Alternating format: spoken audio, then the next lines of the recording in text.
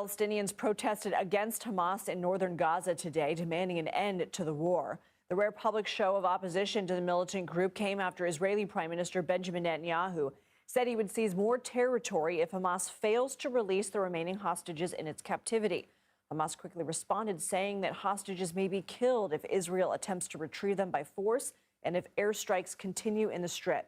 BBC News correspondent Amir Nader has more from Jerusalem. We've seen the outbreak of a rare anti-Hamas protest in Gaza, with hundreds of people taking to the street in the Beit Lahia area of northern Gaza, calling for an end to Hamas's rule, an end to the war and for peace, and calling for an end to what they say is the ethnic cleansing of Palestinians in the Gaza Strip. At one point we saw masked men arrive, apparently from Hamas, trying to disrupt the protest. The protests appeared to erupt after some rockets were fired from that area into Israel earlier in the day. Israel responded by issuing an evacuation order for the Beit Lahia area, and now we wait to see how much this protest movement is a reflection of wider discontent in the Gaza Strip and whether it may spread. Meanwhile, in the other Palestinian territory, the West Bank, we've seen the release of the director of the Oscar-winning documentary No Other Land, the documentary about settler violence. The director, Hamdan Belal, was released from Israeli military custody after being arrested on charges that he threw stones at the Israeli military. The director and the activists who were with him charge local settlers in the area, Jewish extremist settlers, of attacking them with stones, leading to the destruction of a car and Hamdan being badly injured. Himself and the Jewish peace activists who were with him say that they are innocent and they did nothing wrong and were attacked by masked Jewish settlers. Back to you. Now you can beat hundreds, possibly thousands of brave Palestinians in Gaza were protesting against Hamas, calling it out as a terrorist outfit, demanding it hand back the remaining Israeli hostages, surrender its weapons, and give the people of Gaza a chance at peace.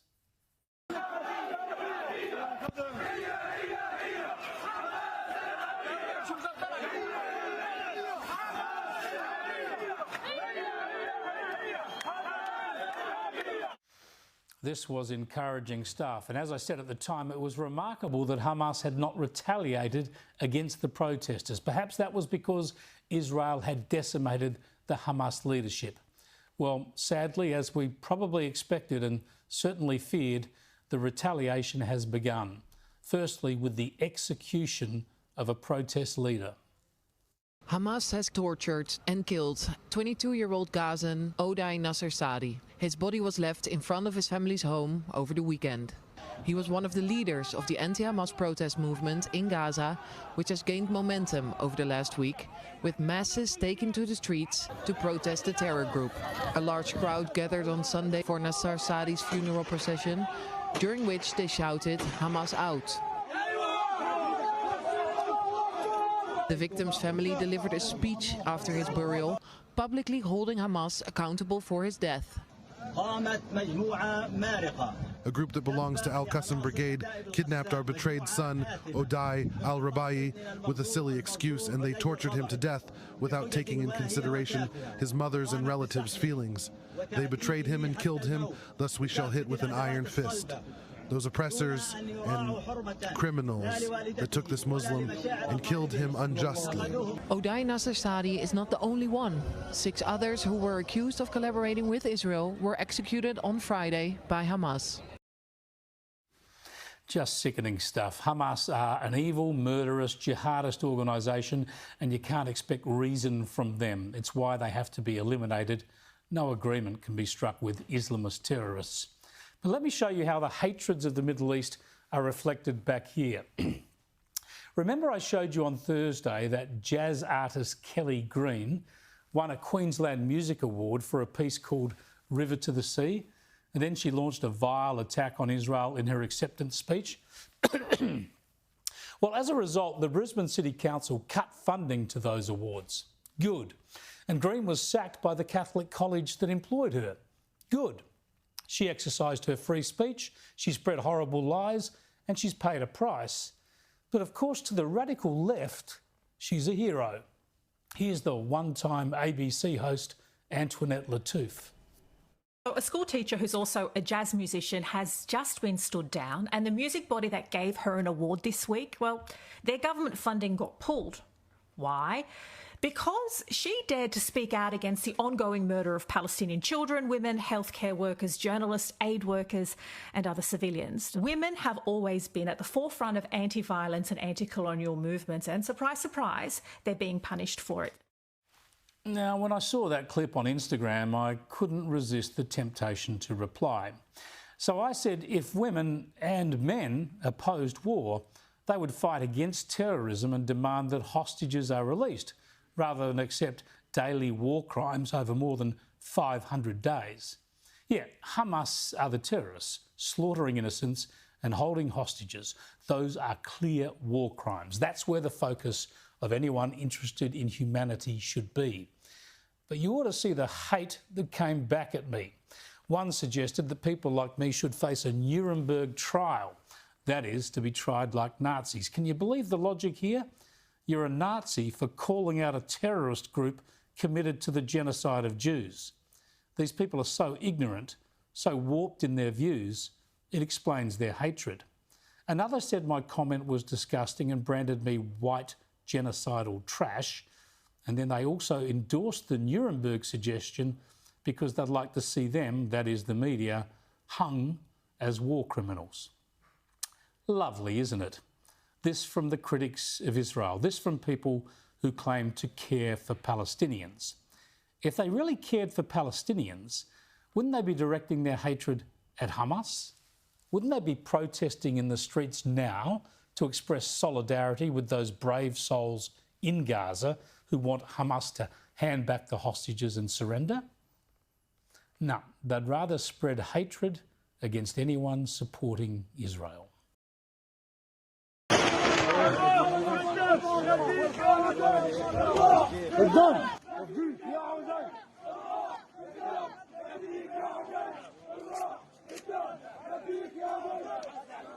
يا حسن ارفع القطعة فوق. فوق يا حسن. ايوه خليها فوق. فوق يا حسن.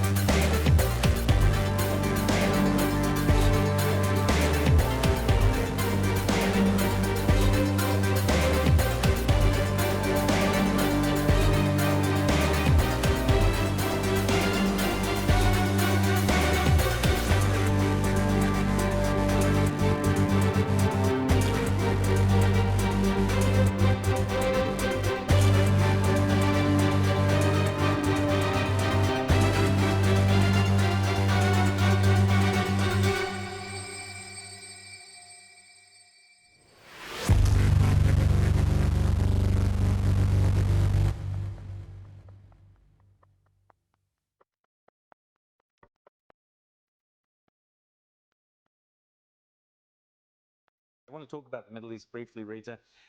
We've seen these demonstrations in Gaza from some very brave individuals who are protesting Gazans, protesting against Hamas.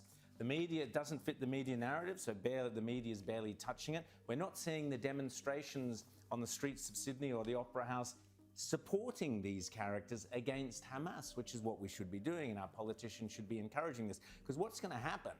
Only one of two things. Either Hamas is going to wipe these characters out, or, as I passionately hope, Hamas is on the point of being wiped out and is now so weakened that people in the Gaza Strip feel emboldened to turn against them.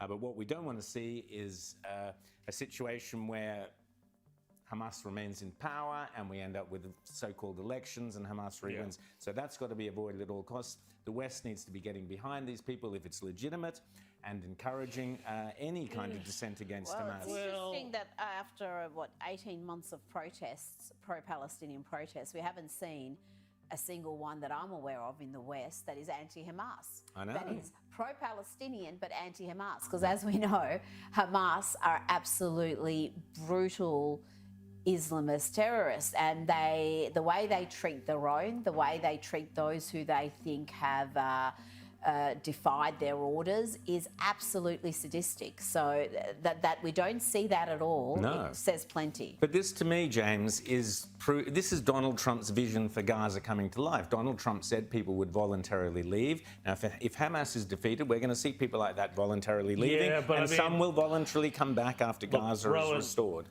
I think we also need to be careful, though, because, how many times in the Middle East in the last 20 years? Remember the Iranian Revolution, Rita, you know about this, started out looking like it was a liberalizing movement. And of course, the liberals gave way to Khomeini. When the left and the Islamists get together, it never ends well. Yes, the students and the Islamists. But you've got, I have been researching this, and there's terrible report that one of the leaders of these protests in Gaza has been tortured and killed by Hamas. So, of course, we knew that's going to happen. There is some question about who's actually backing these protests. The PLO might be behind them as well. You've got to be suspicious. There's not going to be any peace there until there's an actual occupation by some sort of multinational force. No, by Israel. You need Israel to occupy it, and you need Hamas wiped out. That's what we need to see. Hamas wiped out. Yeah, and that can only happen with an Israeli occupation. But I switch from due dates to due dates. Been fired from Gaza into southern Israel.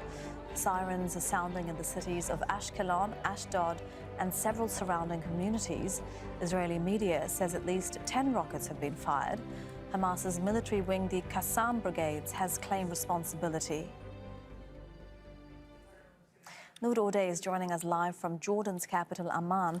She's there because the Israeli government and the Palestinian Authority have banned Al Jazeera from reporting inside Israel and the occupied West Bank. Noor, what else are you hearing about these rockets that have been fired from Gaza?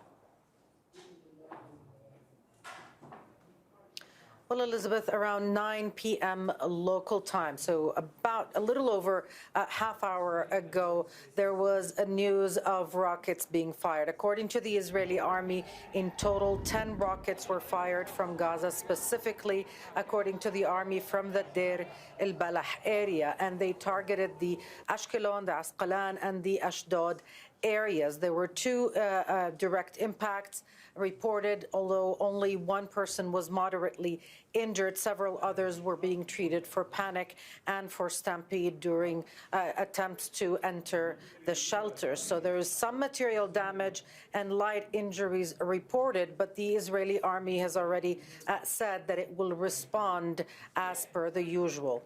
And can we expect Israel to increase its attacks on Gaza as a result of these rockets, Noor? What usually happens in this case? Well, what usually happens, Elizabeth, is that the Israeli army issues forced displacement orders. These orders are issued on two occasions, either because the Israeli army wants to take over the area, like we saw in Rafah and in Beit Hanun, and in other areas in the south and in the north of Gaza, or in supposed response to incidents like this.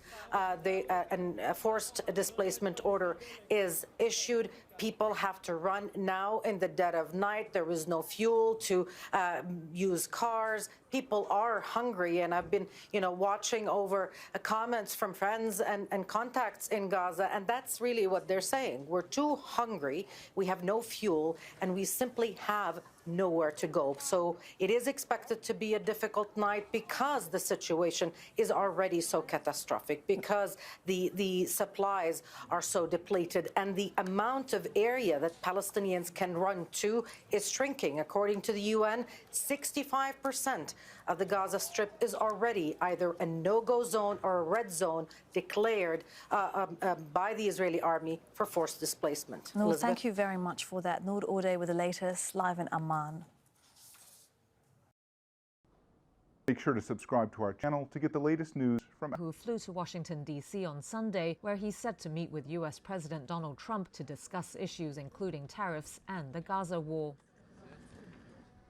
His trip came as Israel's military changed its initial account over last month's killing of 15 emergency workers in Gaza, which has sparked calls for an independent investigation. The paramedics and emergency responders were shot dead on March 23rd near the southern city of Rafah. United Nations officials and the Palestinian Red Crescent found the bodies buried in a shallow grave a week later.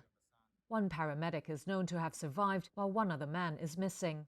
The Israeli military initially said its soldiers had opened fire on vehicles that approached their position suspiciously in the dark without lights or markings.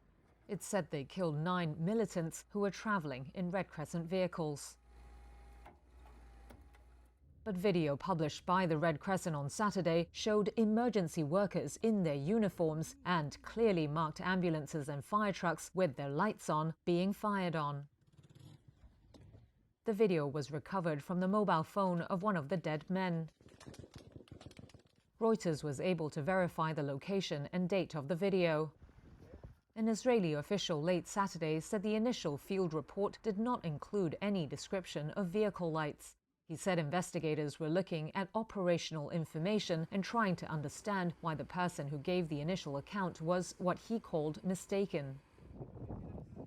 Israeli media reports cited the military as saying at least 6 of the 15 dead were identified as members of militant groups, but the official declined to give evidence or detail of how the troops identified militants in the group. Palestinian Red Crescent spokesperson Neb Al-Fassaq said the organization demands an independent international investigation.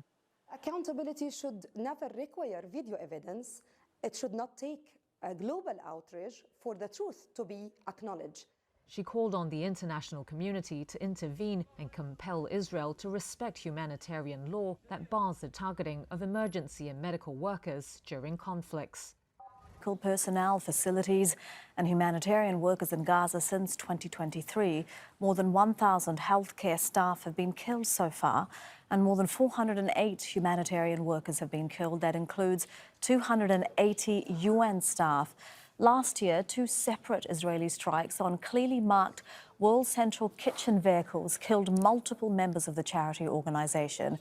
According to the Geneva Convention, launching an intentional attack on healthcare professionals in conflict zones amounts to a war crime. And the International Court of Justice has found that it is plausible Israel has committed acts that violate the Genocide Convention. The ICJ is currently investigating Israel on accusations of genocide. That decision could take years. Jeffrey Nice is a human rights lawyer. He's previously worked at the International Criminal Tribunal for the former Yugoslavia, and he's joining us from Canterbury in the UK. Always a pleasure to have you with us on Al Jazeera, Mr. Nice. Thank you for your time.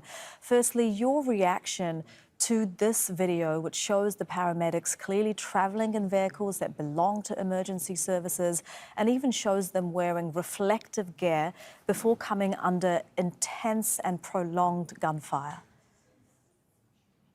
An extraordinary footage. The words of the person taking account given by someone presumably fairly high up in the Israeli chain of command. And then you have the burying of the vehicles and of the people, some, I believe, possibly with evidence of having had their hands tied. And on top of that, you have an unreasonable delay in allowing the matter to be investigated. Why do I put those points together? Because the only conceivable justification for this that Israel's leadership may say is this was a rogue element, in the way that once happened famously in Vietnam in a village called My Lai. But unfortunately, when you have got the people who can send the bulldozers and the diggers, the people who send out the public relations information which turns out to be false, it's very hard to believe that this is a rogue element. If it's not a rogue element, then what's being done is in accordance with its practice and accepted practice within the IDF. And that's going to be something very difficult for them to confront. And it's time that the Western powers stopped being over gentle with allegations about Israel. Without better justification or any justification, this is a terribly serious war crime. We have no power to stop it because there's no force from the United Nations or otherwise present on the land. And the only way that this sort of conduct can be stopped is by the Western powers, I would like to say including America, but I may be being entirely unrealistic if I were to say that, using their powers first to encourage the proper investigation by an international court, and second to pour condemnation on Israel for what it's doing. Yes, there are hostages who must be released. That doesn't account for this at all. And certainly, I don't think anyone's expecting that kind of condemnation or pressure from this Trump administration. But as you've been pointing out, as the UN's High Commissioner for Human Rights, as well as the Palestinian Red Crescent, they are all calling for an independent investigation, with or without that political pressure from countries. Can Israel be legally compelled to hand over its evidence so that an investigation can happen, or can that investigation happen even without Israel's participation? It can certainly happen without their participation. Apart from the evidence already available, you've also, I think, somewhere got either a satellite or a drone view, which at the moment one country is holding back on national security grounds, and no doubt plenty of other evidence from bystanders whose evidence will percolate out of Gaza and into the free world. So it's certainly possible for the investigation to be done outside of Israel. And it can be done by the International Criminal Court. Despite all the easy rhetoric used against it by those with an interest, this is an independent court staffed by professional lawyers and judges who look at evidence and make objective decisions. It should probably be dealing with this. But then you have the associated problem revealed by the withdrawal of Hungary from the ICC. Is there going to be a move by countries, perhaps those countries aligned with the United States of America, that would like to see the end of international law, the end of the International Criminal Court? Is there a risk that they will succeed, not just in saving Netanyahu, for example, from prosecution as an individual, but removing the whole business of international law where accountability can be effected in cases like this? So a huge amount involved here, turning points both evidentially, but I think part of a turning point. Why do I think it's part of a turning point more generally? Because if this is shown to be not a rogue element, but part of the proper policy-driven activity of the IDF, if it is, then is that happening because the IDF believes that it is already free from risk of international oversight by something like the International Criminal Court?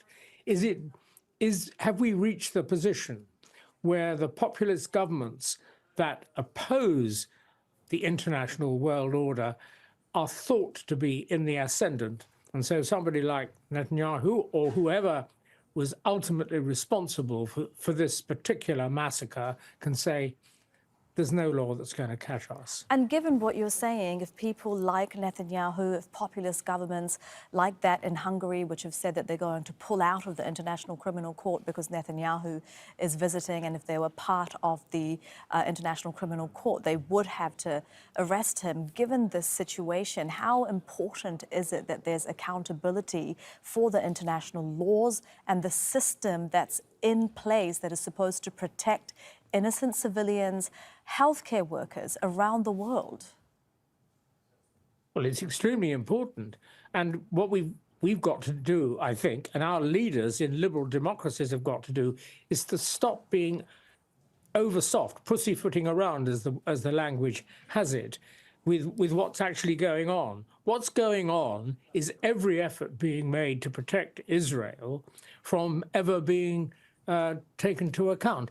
I repeat, the October 23 events are inexcusably wicked and criminal. The remaining hostages must be released.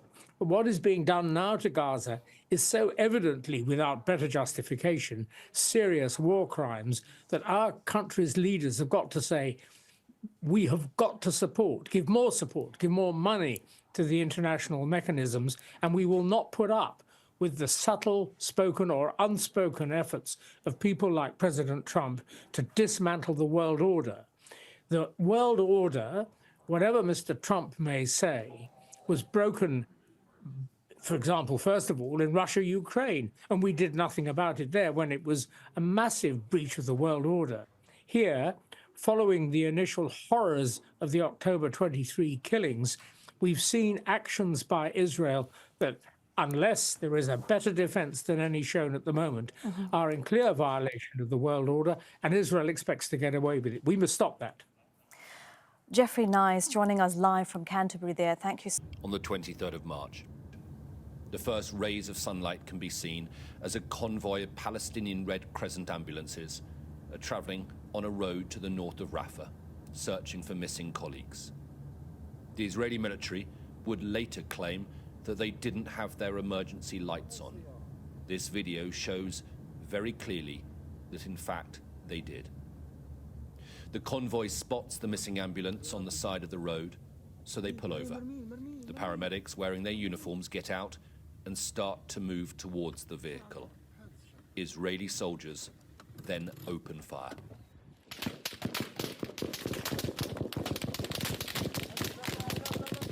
The video goes black, but the mobile phone keeps recording for another 5 minutes, much of which is almost constant gunfire.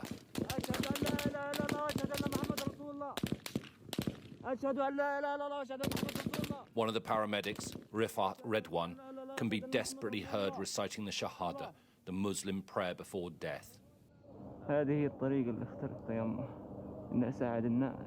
Forgive me, mother, he says. This is the path I chose to help people. He was later found with a bullet in his head and this mobile phone still on him. It was 5 days before the IDF gave permission to the United Nations to retrieve the 15 bodies. They were found in a mass grave and their vehicles crushed beside them. The Israeli military has claimed that 8 of the dead were Hamas. They have not yet provided any evidence of that. The Israeli military has also claimed that the vehicles were travelling without coordination in a combat zone.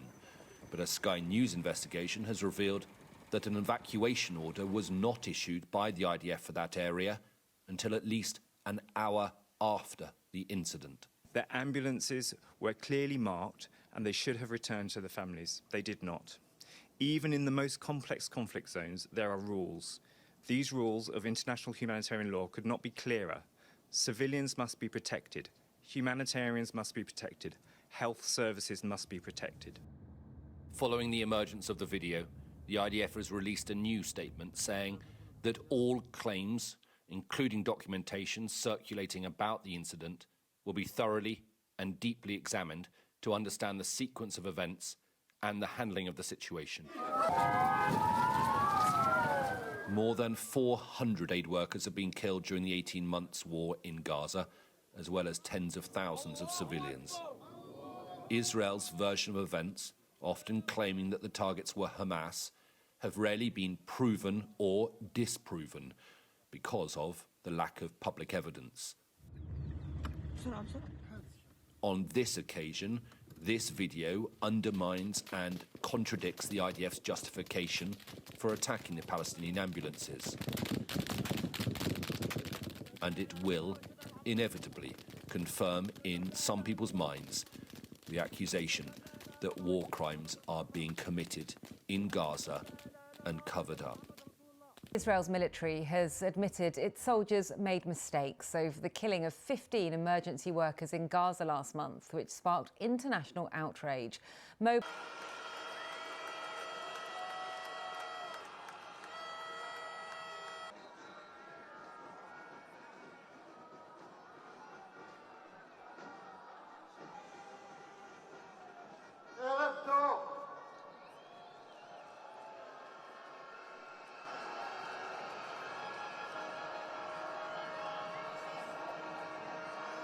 So actually there are two big things that are happening simultaneously. One of them, there are still 59 hostages in Gaza, and we are demanding that the government will make a deal with Hamas to bring the hostages back and stop the war in Gaza. That's one big thing. The other big thing is that the government and the Prime Minister are making an effort to turn Israel from a democracy to some kind of an authoritarian dictatorship. And we fear that. We want to live in Israel as a free, liberal democracy. And so we are asking the government to step down, go to election, make an inquiry into October 7, what happened there. And that's about it.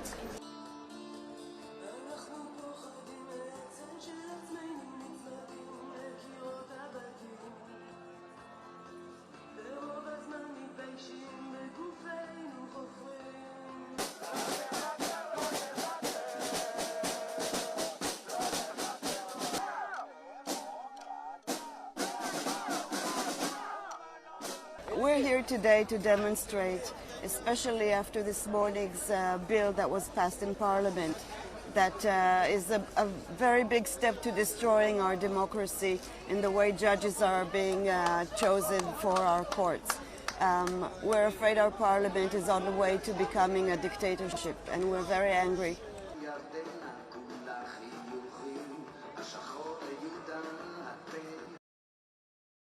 Confluence. I'm here for my grandkids because my parents have helped build this country. They came from all over and they worked really hard to build a wonderful country. And this country has been kidnapped by a very, very bad government, which is turning it into a dictatorship. And I'm really worried about the future of my grandkids here. And so this is why me and my friends and all the people of our generation are fighting. We can't let this miracle, which is the land of Israel coming alive, go to waste because it has been kidnapped by people who care nothing about justice or truth, and all they care about is power and money and control, basically.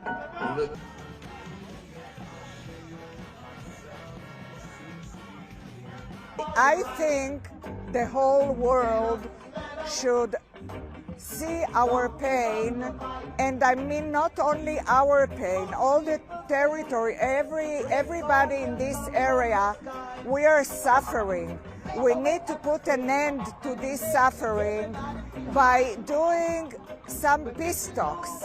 We need peace talks, and for that we need the help of Qatar people, of Egyptian people, and of course I'm glad we are getting the help from the American administration.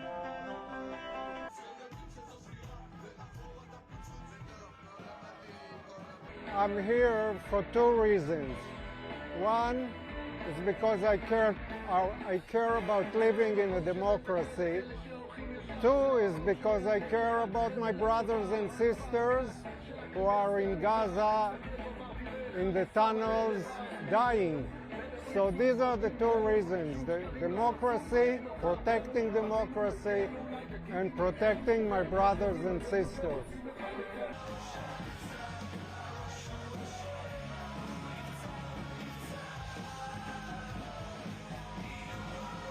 The people of Israel want to bring back the hostages, and this government is leaving them in the hands of Hamas.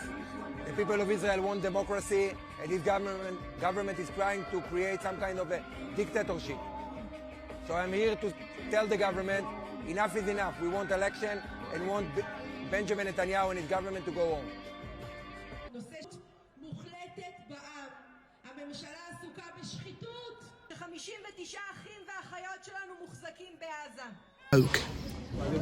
And the ground shakes with the grief.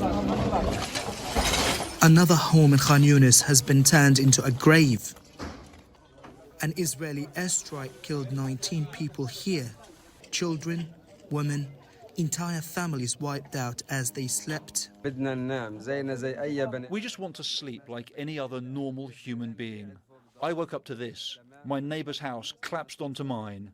We didn't hear the sound of a missile. We only saw smoke and a huge explosion that shook the whole neighbourhood. My neighbours were brought into my house, torn to pieces. The home now a pile of twisted metal and burning memories.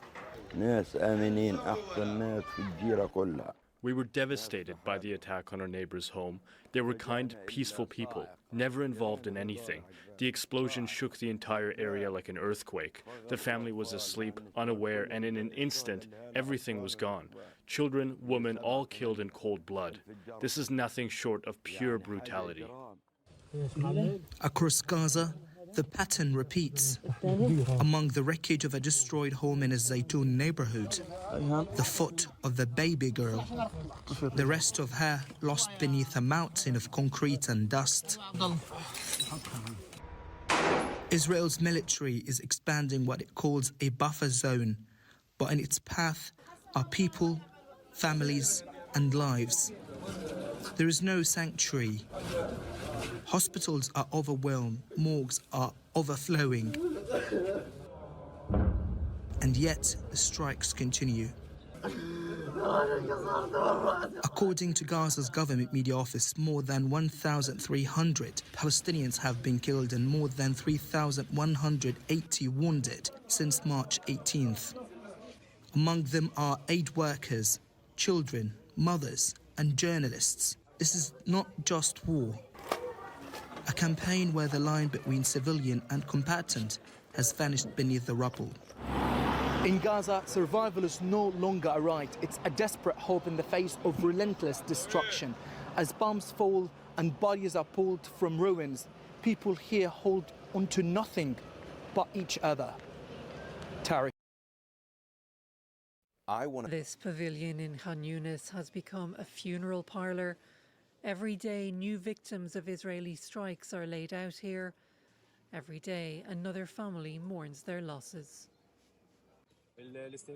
The strike targeted a fourth-floor apartment in the Al Amal neighbourhood without any prior warning.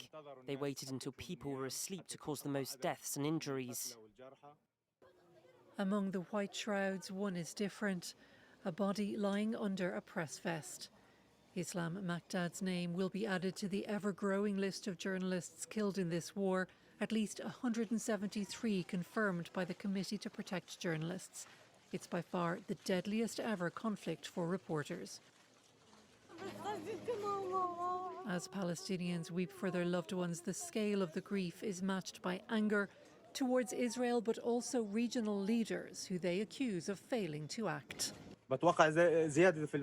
I expect more massacres and more killings as long as Arabs and Muslims are asleep. We have no hope in them, no hope they will lift a finger to help us, the oppressed people. It's clear Netanyahu will get a green light to finish Gaza off and to wipe out what remains of Gaza. French President Emmanuel Macron is due to have talks with leaders from Egypt and Jordan in Cairo on Monday, while Israeli Prime Minister Benjamin Netanyahu is set to meet the US President in Washington. But there seems to be little sign of a new ceasefire. Israel has been stepping up its operations in the enclave. As well as renewed bombardments, its ground troops are capturing territory. Palestinians fear it's part of a plan to depopulate Gaza. At least 100 children have been killed or injured every day in Gaza since Israel renewed its attacks on March 18th. That's according to the United Nations. The head of the UN Palestinian Refugee Agency, UNRWA, described the situation as harrowing, calling it a stain on humanity. Philippe Lazzarini has stressed his call for the immediate resumption of the ceasefire. More than 15,000 Palestinian children have now been killed since Israel's war on Gaza began back in 2023. Well, let's speak to our correspondent on the ground, Tariq Abou-Azoum. He's in Deir al-Balah. Tariq, we know the strikes are ongoing. Talk us through the situation there this morning.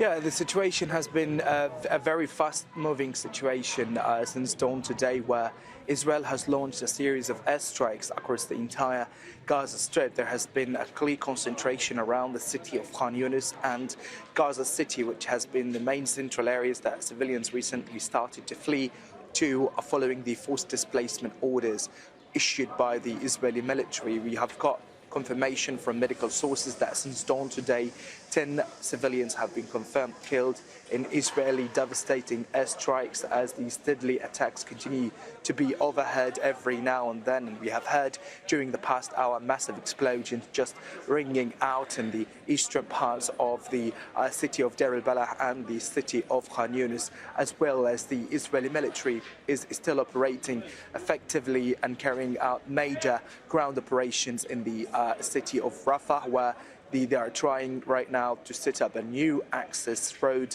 that will split and divides Rafah from the city of Khan Yunis and from other parts of the Gaza Strip. What was very somber to see is the scene of the children being killed and the wide-scale devastation that had inflicted on residential homes and buildings that have been left during the Israeli previous military operations, and right now they have been left in ruins. Security, King's College London, joining us from London. Thanks for your time again. Look, if we put this into context, this seems to be the third corridor that the Israelis are creating in Gaza, right? So you had the Netzarim corridor, you have the Philadelphia corridor, and now you have what's being called the Murad corridor. What is Israel trying to achieve with this one? Well, if you listen to the Israeli narrative, they'll say, look, this is purely operational. What we're doing is trying to constrain Hamas's ability to resupply and move between these major urban areas like Khan Yunis and Rafah, which is why we're putting this strip, the security zone or security strip, they would call it, in between. This is, on the one hand, then classic medieval siege warfare in 2025. On the other hand, I think there's a more long-term worrying strategic logic to this. Look, Israel has always sought to control the Gaza Strip, particularly to oversee what comes in, what comes out, and security over the territories, Israel would call it. But they also don't want to rule over Palestinians. They don't want to be in the heart of those urban Palestinian areas, not out of the goodness of their heart, but because they see that this would be a security and political headache for Israel. So they've always sought to control Gaza and Gaza's population from afar, which is exactly what this new corridor, the Murad corridor, is seeking to do. It's doing, as you say, Doreen, exactly the same as the Philadelphia corridor, exactly the same as the Netzarim corridor in the north. And these corridors, Murad and Netzarim, are named after two Israeli settlements. The settlements didn't appear there randomly. They were put there specifically for this purpose, to cut off Gaza's urban areas and to give Israel that ability to squeeze the territory when and if it desires. So I think there is a long-term game here beyond simply operational considerations, and that is what we should be worried about. Okay, just a moment, Rob, because we'll look at the Murad corridor in a little bit more detail. So what it does, it effectively splits southern Gaza into two, and it runs between Khan Yunis and Rafah.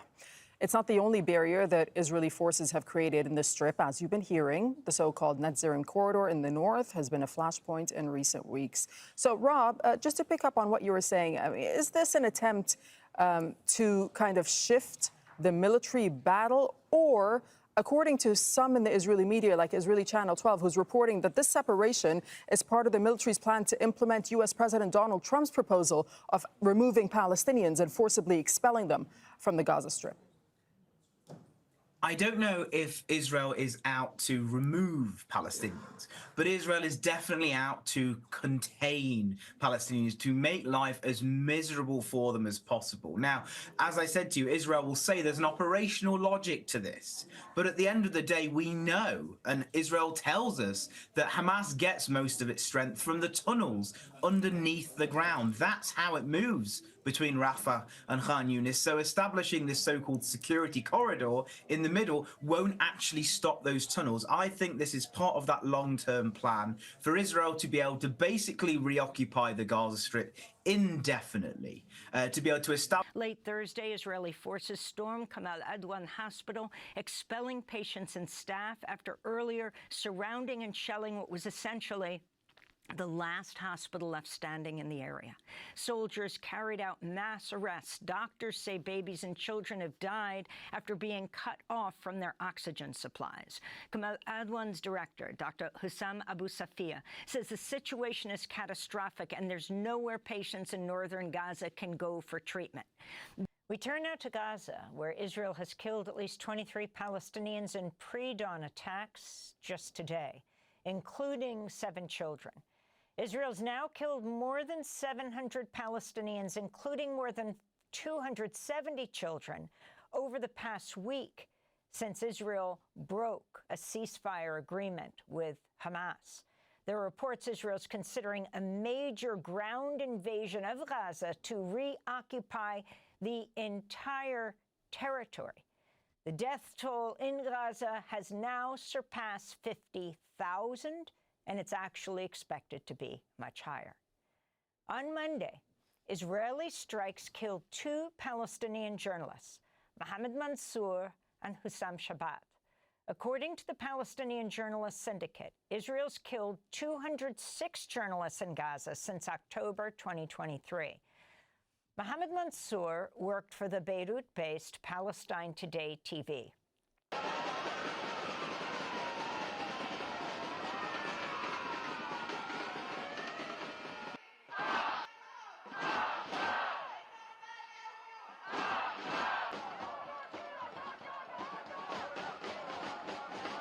Of people filled the street and plaza in front of City Hall, their faces reflecting a full range of life experiences and concerns. Thank you for reminding us that sometimes the only way to be heard is to disrupt the status quo. In the front row was May Alice from the East Bay. She, like a lot of people, is concerned about the possibility of cuts to Social Security. But she thinks it's less likely to happen if people turn out in numbers like this. There isn't anybody that doesn't have a mom or a dad or a grandma or grandpa on Social Security. I don't think it's actually going to be actualized. I don't, because there's 70 million people that will hit the streets and throw this guy into a dumpster, you know? The so-called hands-off rallies were organized by Donald Trump has decided instead that he's going to Florida to watch a golf tournament and to go to a golf dinner tonight. What images will come out from Gaza, the relatives, what images they will send, but they still accusing us to being fake Jew. They have nothing to do with the Jewish religion. You know what they did. جيش محمد سوف يعود جيش محمد سوف يعود جيش محمد سوف يعود جيش محمد سوف يعود بالروح